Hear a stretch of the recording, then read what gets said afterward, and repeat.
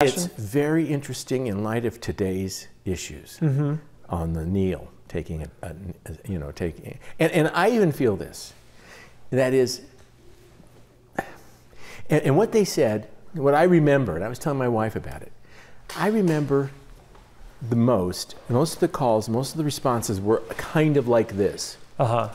Look, I'm so sick of the rest of the world, and this is my passion. This is the thing I use to get away from all of the other stuff that's happened, crap that is happening, and it takes such an allure away from it, and that's what a lot of those people were saying that they liked about that's why they were devoted so much time to it, is because it made them think about other things, not politics, other things, and here we are now interjecting politics into the game. Do you think that that is universal to the sport, or is there is that specific maybe to this area? I think I absolutely believe it's universal. Oh, totally. I think it's a great, huge diversion. And I mean, and they're losing numbers, you know, and what, 11% down in ratings, and ticket sales are down and all that stuff, and advertisers are taking a powder. Well, you know, some of it is also because I think it's almost saturated. I mean, you know, it was when I was younger, Sunday football game, your team playing, you could either watch it, listen to it. It was the game, that was it. Over one way or the other, you waited till next Sunday. Now, good God, man, you know, Thursday, Saturday, Sunday, Monday game. I mean, they're on all the time, and I think to a certain extent, I don't know how much, but I think to a certain extent it has saturated the market.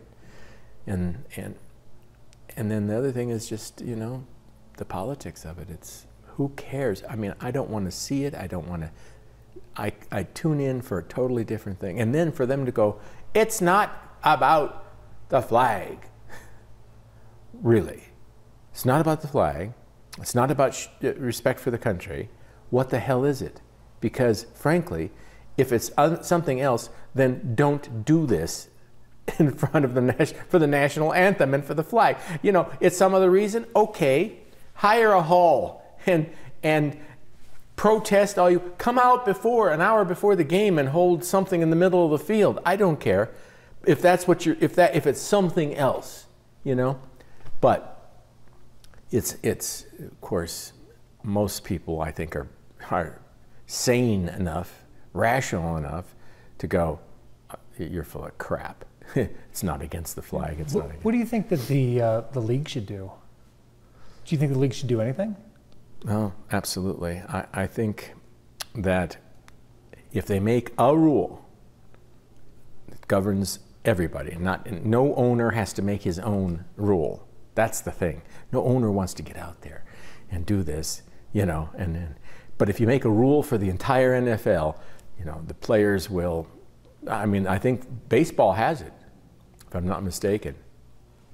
That they have to at least. I think they have to come out and stand on the sideline or something like that. I can't remember for sure, but there is a rule. Now, there's no rule in NFL, but there should be. And then, if it's violated, then you fine. First time, fine the second time. Whatever you do to people who break the rules in the game, and then it's awfully, you know, because the owners are scared to death. You know, some of the people who started that protest, I know this is not why we're here today. Yeah, I know, but I mean, well, you know, I think you're an interesting person to talk to about it.